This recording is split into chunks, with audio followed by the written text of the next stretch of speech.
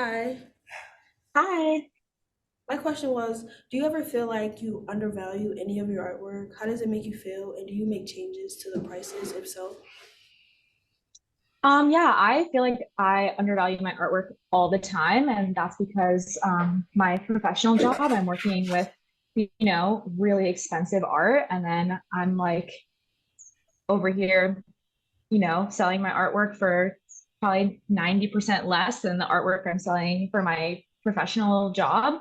So I undervalue it a lot, but I also have to keep in mind that like pricing is a structure in the art world. And so you can't undervalue it too much because you want to have it increase in value over time.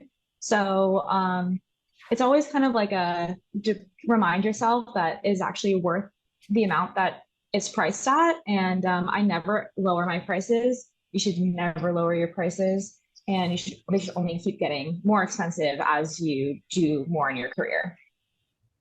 Thank you. Yeah, All of right. course. Um, yeah, Marquise, yeah, come on up. How you doing? Hey, good. How are you? I'm good. My question is, what do you hope viewers take away from looking and experiencing your art? I really hope that for my personal art, I really hope that they are able to come into the world that I've created. A lot of my work is about this specific alternate reality of like this desert universe that is like not really real, but also rooted in something that is real, which is like the Texan Mexican desert. So I really hope that they are able to come into this world that I'm creating and seeing themselves in this character that I've created, which is this like headless figure, you know, working her shit out in the desert. So I really hope that people see that and like are able to, you know, kind of suspend disbelief to be in that pretend universe that I've made. So Yes. Thank you so much. yeah, of course. Okay, hang on. Sorry, just one second. I'm just wondering, whoops, you got to. Do you either want to share your screen or do you want me to pull up your site? Just so, just maybe we could show one of the images you just mentioned and you could just, so we know exactly, have the visual. Totally. Let me I can share my screen. I'll pull up my website now. Thank you. Yes, of course. Can you see this?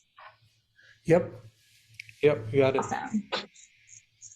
So in the past 2 years, have started making these. So these are called nichos. These are very traditional in a lot of like Mexican and Latin American homes. And I am half Mexican, and I grew up with my grandmother who has a million of these in her bedroom and a humongous altar that I looked at every single day for the first 17 years of my life. So I'm very inspired by, Mexican folk culture and how it is related to pre-Hispanic indigeneity and like spiritualism, but it's also really influenced by Catholicism, and obviously 92% of Mexico is Catholic. So I was raised in a very Catholic household. So my work is kind of, playing on these forgotten histories of like Texas. So my family is indigenous to the border of Mexico. They haven't moved in probably 25 generations. And one day, my great great grandparents just woke up in the United States after the U.S. had bought Texas. So a lot of my work is like imagining like this desert utopian space like that exists in my head of what Texas should be like. And because now we think of Texas and it's kind of a huge bummer. So this is like my love letter to Tejas and my family. But this is this headless figure that I was talking about in this kind of like alternate reality.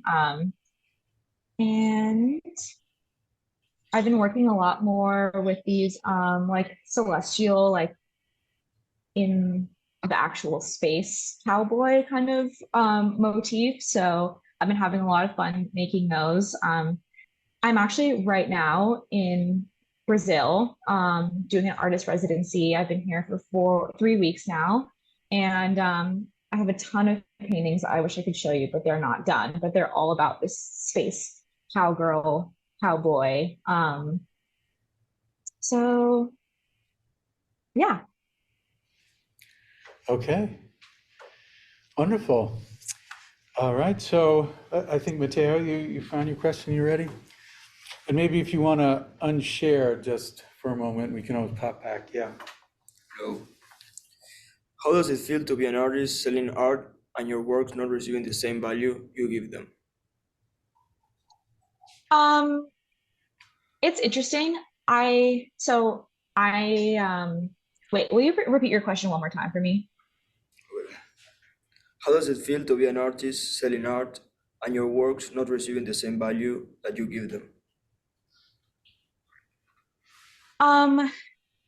It's interesting because like I sell my artwork for an inexpensive price. So my paintings are really small. So the inside of those little boxes that I showed you, those are all 4 by 4 inches. So they're super small paintings. And usually artwork is priced based off of an artist's career and the size. So my paintings sell for $1,500. So and that makes sense because I've only had one solo show and a handful of group shows, and I only graduated, from school 3 years ago. And, I'm young. I don't have a ton of stuff on my CV yet. So that makes a lot of sense for the pricing for my work. Obviously, I deal with a lot of art that is, professional day-to-day basis. And so I have to remind myself, like, okay, I'm not, a 45-year-old mid-career artist who's looking at this and has many museum shows. So one day, hopefully I will be, but yeah, I don't know if I undervalue my artwork, but it also is so we are living in a balloon of art, and there's so much of it. So it's really hard to, feel motivated when there's so many other artists out there trying to do what you're also doing. But just gotta stick with it. I think I'm pretty okay at paintings. So I'm, you get stuck in this like, insecure, am I actually good enough painting or making art? And you sort of pull yourself out of it and be like, yeah, actually I am. So I have something interesting to say. So Thank you. yeah, of course. Thanks, Matteo. Yeah, Kiana, I think you were.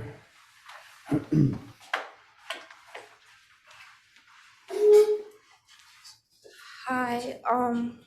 What was it like starting out as an artist, and what inspires you to do your work? I have been painting since I was 6 years old. And I just knew from then that I needed to do this. It was like, I can't even describe the feeling of, but like actual compulsory, like I need to do this.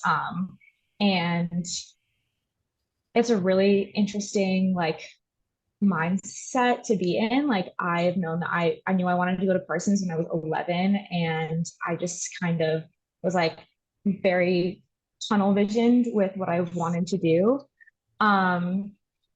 But I think I knew that I was a good artist when I was in high school, and I was like, oh, I don't just enjoy this, but I actually am good at it too. Because I think art can just be enjoyable, but I think some people know when they actually have like a really interesting point of view. And I feel like I found that once in high school, and then again probably 4 years ago when I started doing this like, Texas desert alternate reality path. So Thank you. yeah, of course. Thanks, Kiana. Okay, Dario.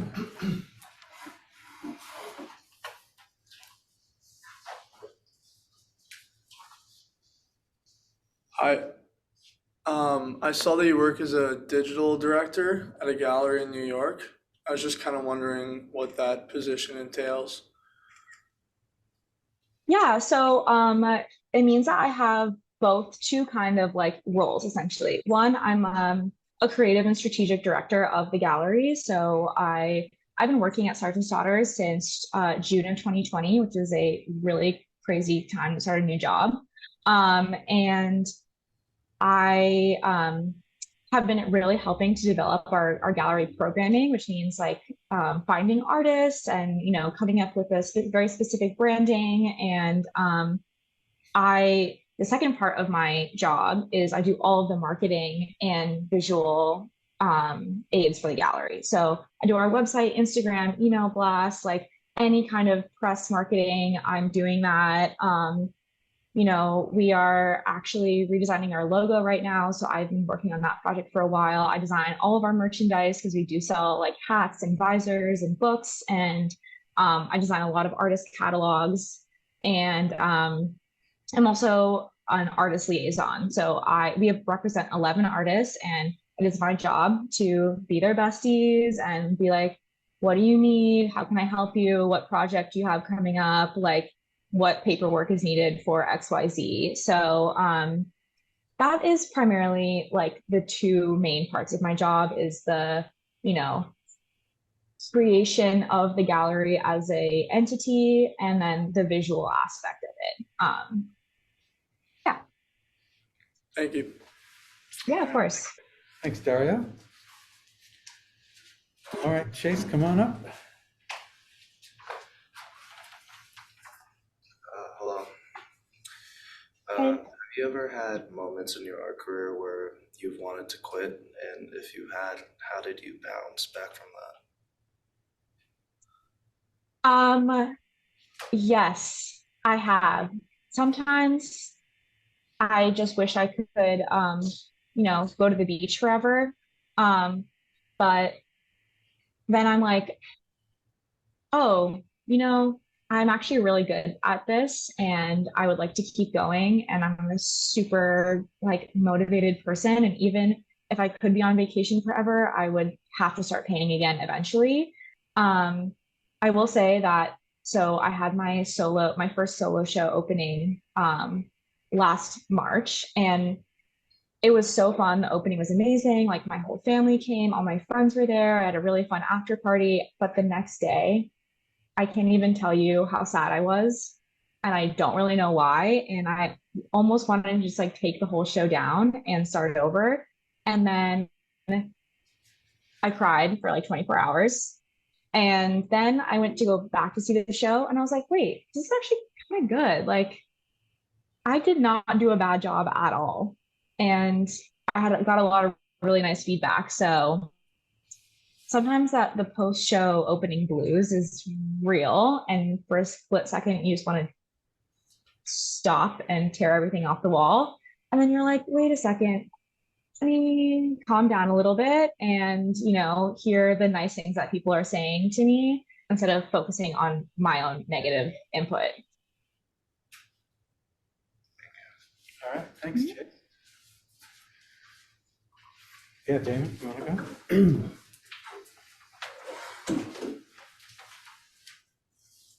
Hello.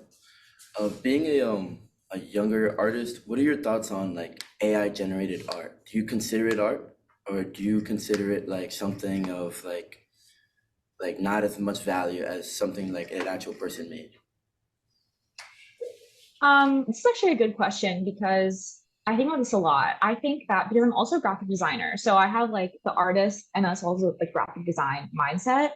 I personally just don't really love AI art. I think it can be really useful if you are doing as like very specific like graphics project that could be interesting, or if you're doing some kind of like social experiment of like what would AI generate if it was merging X, Y, Z together.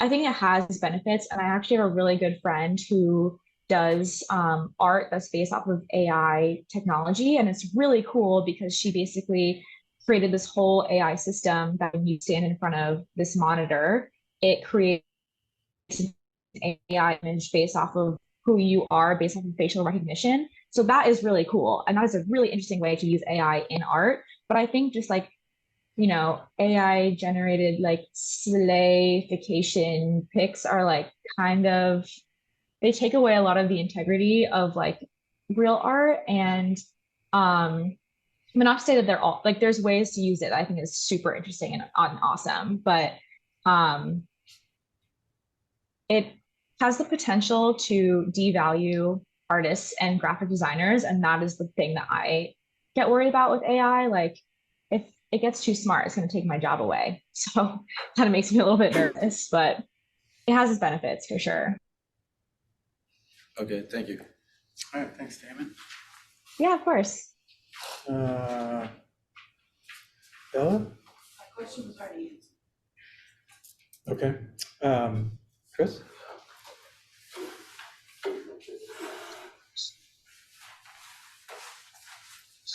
Hi.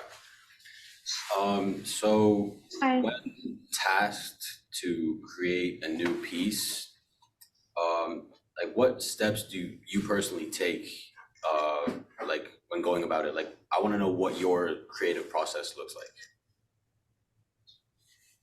Yeah, I think a big part of my creative process is I always draw my paintings before um, I make them. So I have a sketchbook and I always start drawing.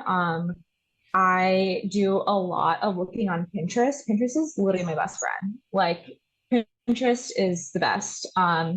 Just for reference images and like different ideas, and like I use it for work too. I think it's a really helpful and like free to use. And so I get a lot of ideas from there, and then I draw in my sketchbook, just right here. And then I'll either do color pencil, or if I'm really excited about what I've just done, I'll go straight to painting. Because I do love to draw and do color pencil drawings as well. But sometimes I get really excited about a painting and I just like need to sketch it out so that I can paint it.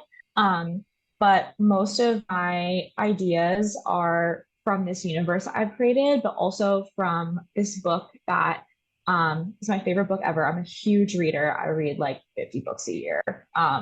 And this is my favorite book I've ever read in my entire life. It's called Forgetting the Alamo by Emma Perez. And it's a fictional story about Texas in 1836 and a young butch girl who goes on a quest to avenge her family's death. So I draw a lot of inspiration from that book. I probably read it twice a year just to like, get ideas. It focuses on this idea of like this lonely Tejana cowgirl, like, trying to avenge Texas's downfall. So those are my two big sources of inspiration is like Pinterest, the universe I've created, and this book, and then definitely drawing.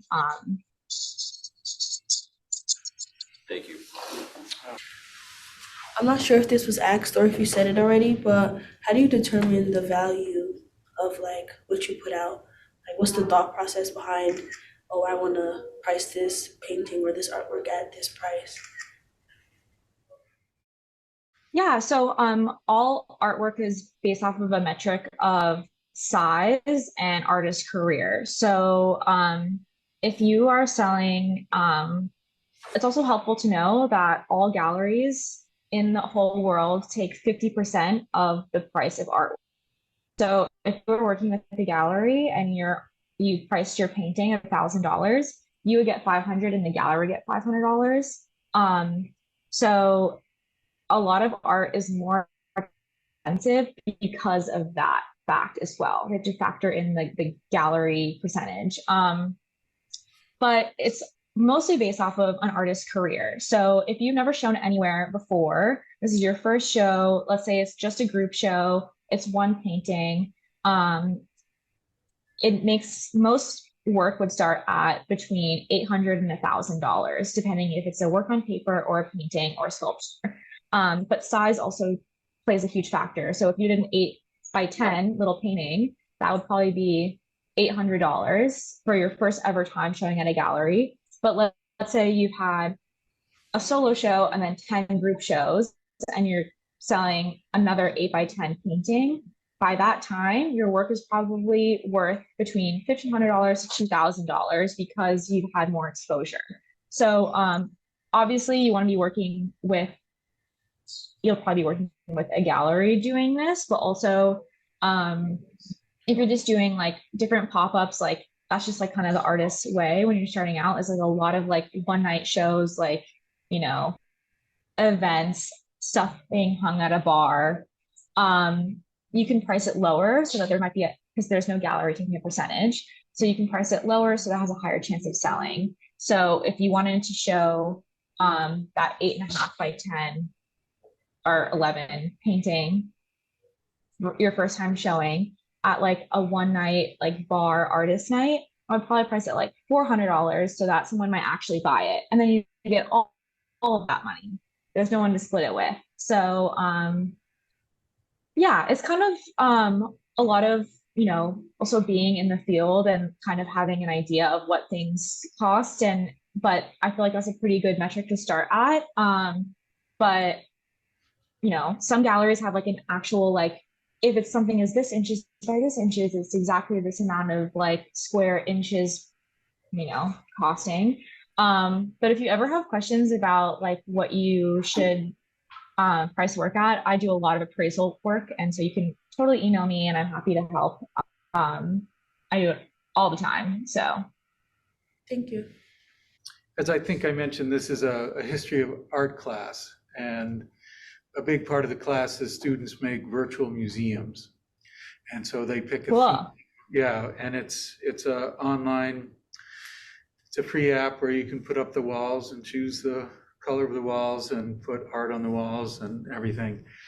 And we've just been looking at different topics relating to the idea of decolonizing museums and decolonizing the art world. Whether it's privileging indigenous voices, whether it's having the curatorial statement in more than one language. You know, we discussed how a few years ago, the Baltimore Art Museum only bought art from female artists for 1 year and the 100th anniversary of the amendment allowing women to vote. And so we've sort of been looking at some of those issues. And I've just noticed in the past 2 or 3 years since George Floyd was killed and the Black Lives Matter movement, just when I go to museums, there's such a emphasis on showing art by BIPOC artists that it's a striking change. And I just wonder, I think last time we spoke about Wendy Red Star, and you described some of the issues of if someone just wants her art to like check a box, oh, we have an indigenous artist. So I know there's sort of a lot of questions in there, but maybe you could, if you wanted to pull up some of her work and share your screen and then just talk, well, sorry, there was a lot of questions, but I was sort of excited to ask you, so. No, I feel like I can, oh, you have to let me share my screen again. Oh, all right. No, Sorry, we're in a new meeting. I forgot. There we go. That's okay. Yeah. Yeah, so I immediately started talking and I was like, oh, Wendy Red Star. So she's one of the artists that we represent at the gallery. I've been working with Wendy for 4 years, really dear friend and fabulous person. She is an indigenous woman from the Absalica Nation in Montana. So that's right outside of Billings, Montana. And she does a lot of photography, collage, and sculptural installation work. So you go to her website, you can see all different kinds of things that she's done. And one of her latest projects is she has a monument on the Nashville Mall. She had one over the summer, and it was a large red thumbprint because, you know, indigenous communities didn't have written language. So the US government forced them to sign with their thumbprint instead of their signature. And that has carried a lot of weight, and it's red to signify blood. It's a really great juxtaposition with the the National Mall, some really awesome pictures. But yeah, people are very ravenous for Wendy's work. There's not a ton of very like prolific contemporary Indigenous female artists. I could name like a handful, and so people get very excited when they see Wendy's work because it is so visually striking, and a lot of it is pretty funny and very historically informative. So she has, you know, this is a recent series that she just showed at the gallery with us of different beaded collage works, and then also these collages that talk about the Absolca material culture. So she like literally hand annotates what the dresses mean and the significance and who would typically wear these items and who the people in the photos are. So this is like candy to museums. They're like, oh my God, cool young Indigenous artist who makes historical work about being Native. I'm freaking out. So a lot of museums want to collect her art purely to like check off a box. Which I mean, she gets paid, so that's great. But, a lot of our job is vetting, collectors who are actually interested in Wendy's art and what she's saying, rather than just being like, oh, look, I have a Native artist in my collection. And obviously we do that for all of our artists, but Wendy in particular, because she is in over 75 public collections, it's really important for us to know the intention of the people buying the work. So Wendy was actually included in that Baltimore Museum of Art collection year and is in their permanent collection.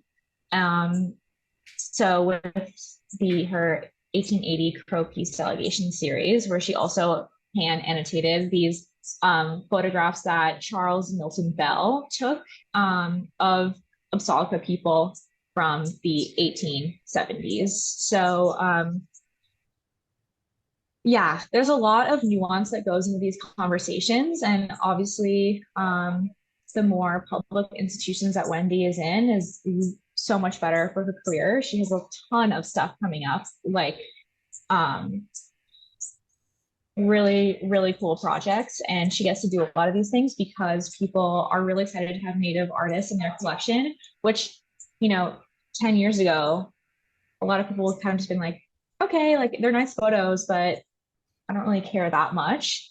And that's a huge part of our job as the gallery is to market her in a way where it is, true to what she's saying, but also beneficial for her career. So yeah, I love Wendy's work. She's a really, really awesome and very cool person.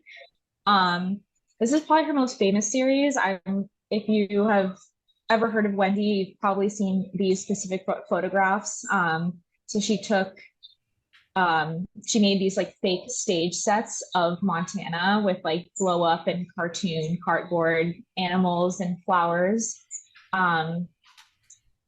They're a really, really cool series. Is there anything else I should say on that? Or Well, just did anything Sophia say spark any other questions or wonders? Yeah, wouldn't mind coming up just so she can hear you, David.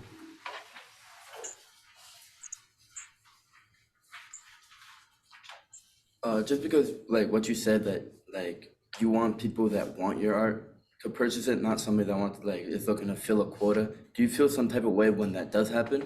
When you sell a piece and you get that like little success, like, oh, I've like sold a piece, and then you realize it's just them trying to get like another young woman into their museum or just like something like that. yeah, it definitely is not a great, it's like like, okay, the money is coming, but at what cost?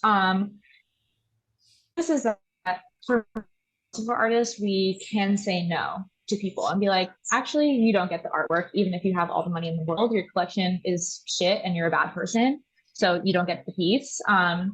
Definitely, a lot of her work we make sign non-resale agreements, because the worst thing is that artwork goes to auction too soon after a collector has purchased it. So when artwork goes to auction and instead of being sold to a gallery, the artist makes no money, but the artwork is probably 3 to 4 times as expensive as it was sold for. So let's say that a collector 5 years ago bought one of those Webby Red Star prints and he took it to an auction house to sell. He probably bought it for around $5,000, but that piece is probably worth $45,000 now. But if he sold it through an auction, Wendy would make no money. So it's kind of like a sleazy, it's like in very bad taste. So most of the time when we sell to collectors, specifically for Wendy, they have to sign a non-resale agreement, so they can't sell the work for 15 years. So, which is honestly beneficial for them because that means that the price of the work will probably quadruple in value by that time.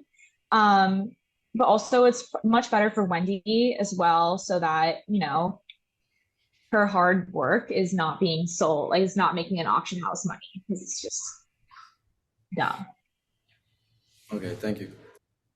Do you want to maybe just briefly, if we could take a look at the Sergeant Daughter's Instagram, because I know that that's part of the marketing you're working on, and just talk about how social media works in the art world, and how you use it to promote. Totally, yeah. Let me just pull it up. Totally. So, yeah, huge part of my job is our Instagram, and that is not the case for all galleries, but specifically for mine because we have a really large Instagram presence. So we have 77.5 thousand followers. None of them were bought, did it all myself. And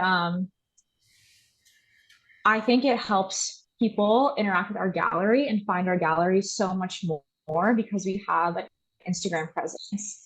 I've been noticing a lot over the last 5 years that art world marketing has really shifted away from email campaigns and you know, physical like catalogs to Instagram. So a lot of galleries find artists on Instagram. So if you're an artist, post your stuff on Instagram because there is a much higher chance of a curator or a gallery finding your work that way. That is probably how I find 70% of the artists that I put in curated shows. But you can kind of go look at our Instagram. So I kind of have a schedule where we have 2 locations, one in New York and one in LA. So it means we have 2 simultaneous shows. So every single day I post an image from our New York show, our Los Angeles show, and then we're closed on Sundays and Mondays. So Tuesday through Saturday, I post an image of the current show. Sometimes there'll be something like this where one of our artists, Victoria, is now a McDowell Fellowship recipient, so I'll post that. And then on Sundays and Mondays, we post current moods. This is what honestly gets us the most amount of followers, is not even the art, but our like funny comedy stuff that we do. People really love it. Our Women's Day post got a lot of love. So I think that, you know, having a relatable and like human element to your Instagram page is really helpful for people wanting to interact with the gallery.